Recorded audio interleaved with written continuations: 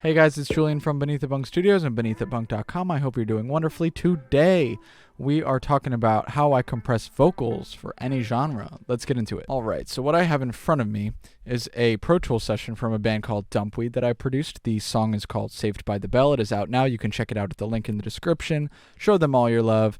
I did not master this mix, so this is not the final mix that you will hear. Rather, the final master that you will hear if you hear this song. But it's good enough for you to get the idea. This is what it sounds like. Teenage risks all look the same. Killing for kicks before going insane. Fun little jam. I definitely recommend checking this song out as well as the rest of the EP. So what I'm going to do first is walk you through my signal chain and pay special attention to the compressors that I'm using. I'm using 2 compressors. That's the main subject of this video. Anyway, I'm going to walk you through each element of my signal chain, and then I'm going to bypass each one so that you could hear what each is adding to the overall sound. So let's start with this trim plugin, which is doing nothing because it's built into my template and I didn't need it on this mix apparently. Next up, I have this EQ, which is just taking away some low end, nothing special, just a little bit of headroom saving, if you will. And then next I have this Waves SSL channel, and I have a little bit of top end getting added here, a little more top end getting added here, and a little bit of body down in the low mids getting added down here. But where we're going to pay extra special attention is here in the dynamic section where I'm doing the compression work. So I have my ratio at a 3:1 and I have my threshold at -12. That stuff doesn't really matter, kind of depends on what material you're working on. Where we're really going to focus is the release and the attack settings.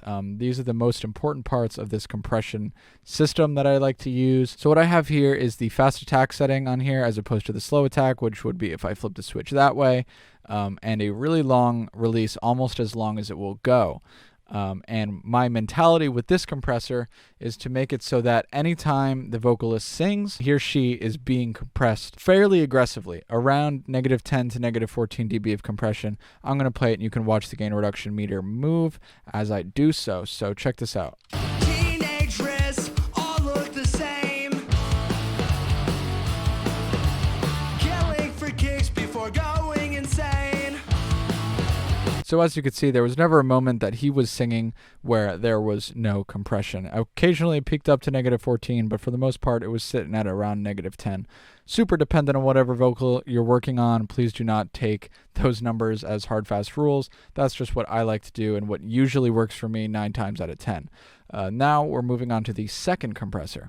And the second compressor is very important because it adds movement to the vocal whenever I use it. So the other one is kind of my stay here compressor, my squash consistency. I really want you to stay in one place compressor.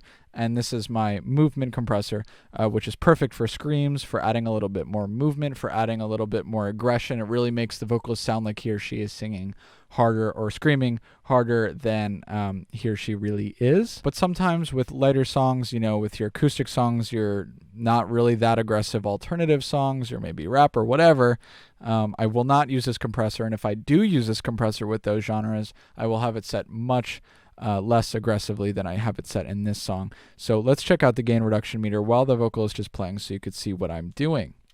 Teenage risks all look the same. Killing for kicks before going insane. So between -7 and -10 dB of gain reduction is where I'm sitting at most of the time whenever he's singing. Again, this is working whenever he's singing. This medium attack is really meant to let a portion of the initial words come through, initial consonant sounds to really punch through, because if we had it on the fastest setting, it will kind of squash those like the other is doing. That's what the other compressor is for. We don't need to do that twice. So what we're doing is backing off this attack time and letting some of that stuff through so that it really has sort of an ebb and a flow to it. And then we have the fastest release setting so that the second it's not compressing anymore, it moves back up. And what that allows us to hear is a little bit more pumping in the compression, which isn't necessarily perceived as pumping. It sort of just sounds like the singer or vocalist or whatever is singing harder than they actually are. And obviously, like I said before, that's not appropriate for every situation, but I felt as if it was appropriate for this situation. Again, got a 4:1 ratio, and I'm on the bluey setting. And the other plugins in my signal chain are pretty simple, just a de-esser, Waves de-esser, and then I have Soundtoys Decapitator, adding a little bit of saturation and helping the top end cut through the mix just a little bit more. I also have some delay and reverb, but we're not going to talk about that because that's beyond the scope of this video. So let's go through and listen to the vocal without any of these plugins instantiated. I'm just going to delete the trim because it's not doing anything. And then we're going to hear what it sounds like with nothing, and then I'm slowly going to add plugins back into the chain so you can hear what's going on. This is with nothing on the vocal at all. Teenage dress, all look the same. Yelling for kicks before going insane. Really not bad for a totally uncompressed vocal, but it's pretty inconsistent and, you know, boring. We want to spice it up a little bit. So I'm going to skip this EQ for now because you're probably not even going to hear the difference because it's just cutting out really low end that was barely there in the first place.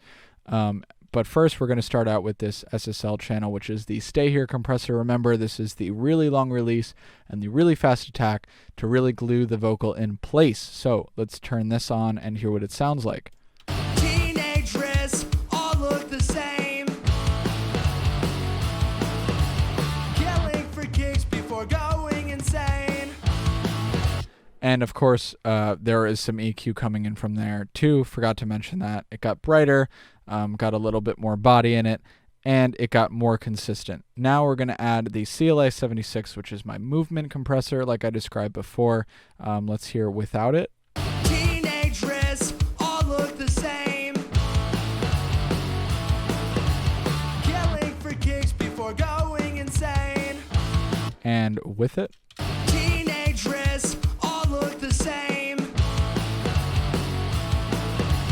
Yelling for kicks before going insane. Now that added some nice movement, some nice oomph to his voice, but it obviously made the initial consonant sounds of every word pop out that much more, including the words that start with S. So this de-esser is really helping us out there. Let's hear this with it. I'm just going to play the first phrase because it's got plenty of S's in it. So without it. Teenage dress, all look the same. With it. Teenage dress, all look the same. Tucks those down really nicely. I love that de-esser. It does a really good job. Now we got Decapitator. Really subtle distortion. You're not going to hear this too much. But without it, it sounds like this. Teenage dress, all look the same. With it. Teenage dress, all look the same.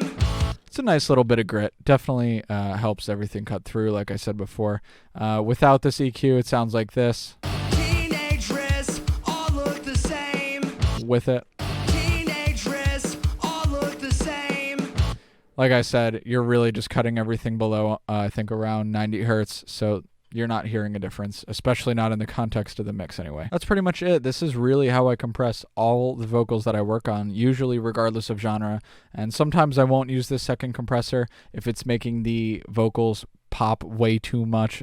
So for example, if I'm working on an acoustic song and I could hear breaths at the same volume as I could hear singing from the main melody, that's a problem, and I definitely don't need that happening. If I could hear miscellaneous mouth noise popping through a really dense metal mix, that's probably a problem, and I'm going to dial this back, and I'm going to maybe even get rid of it entirely and just use the first compressor. But I'm always reaching for two compressors because I just love the stability that it adds, and I just love how it works most of the time. That's all I got for today. I really hope you enjoyed this video. Hope you got something out of it. If you did or if you didn't, let me know down below. If you got any questions, don't be shy. Let me know down below. There is a 100% chance that I will answer all your questions.